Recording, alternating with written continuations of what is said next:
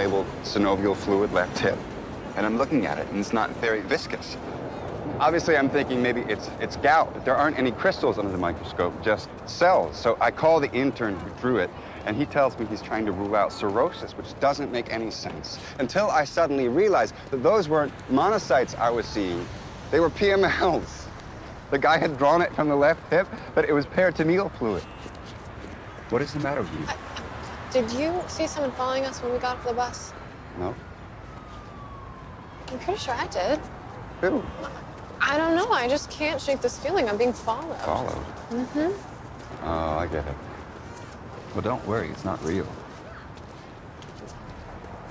You're a first-year psych resident. Well, what does that mean? You spend all day treating very disturbed people. It's only natural that you'd start mirroring some of their disorders. For example, paranoia. Yeah, I don't know. That sounds kind of condescending.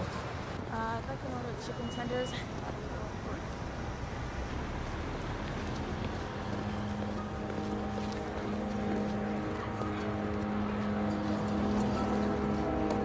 Dr. Reese?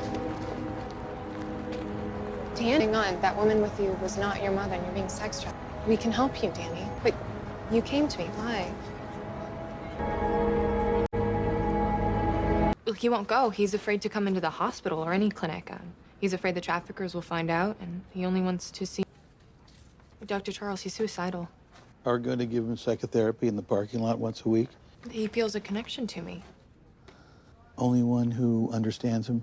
No, it's... I care about him. I don't understand. What happened? I think I can deal with that. No. You were headed down a dangerous path.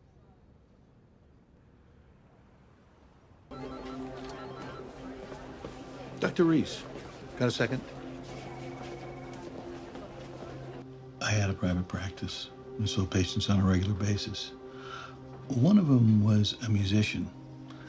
Young lady in her 20s, talented, funny, suffered from bouts of depression and anxiety, but looked forward to our sessions together. Left a note, swore I would never get that involved in anyone's life again. Setting is a terrible idea, especially given the people he's involved with. I do.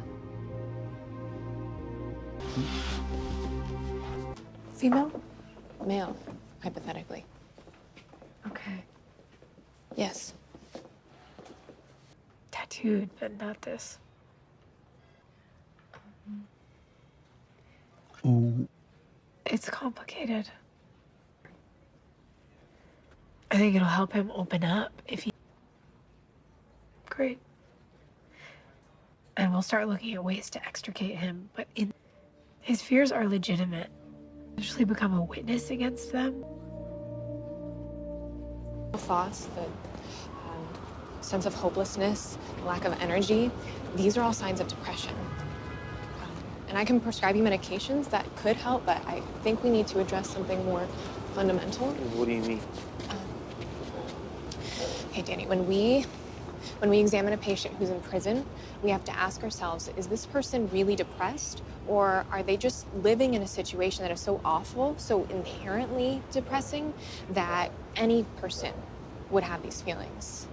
If you were living in a better situation, you might not be depressed. Yes.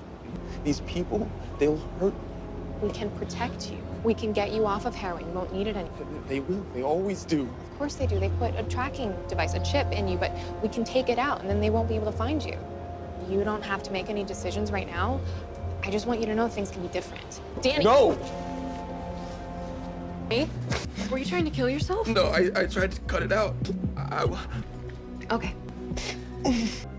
big first step. Remember, it's just the beginning.